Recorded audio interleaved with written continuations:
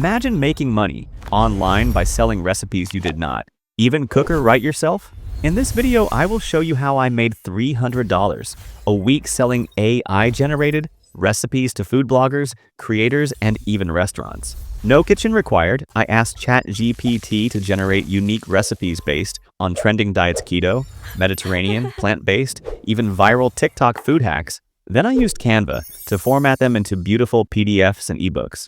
I listed them on Etsy, Gumroad, and even pitched them to food influencers as exclusive content. The demand? Way higher than I expected. Here's how I did it.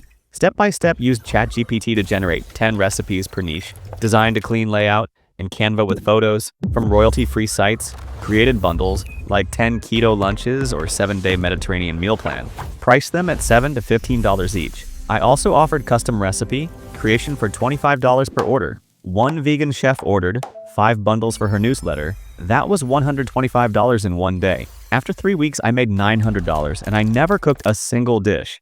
Bonus tip: use Pinterest and TikTok to promote your bundles, offer freebies to build an email list. Target creators who need content but don't have time to write.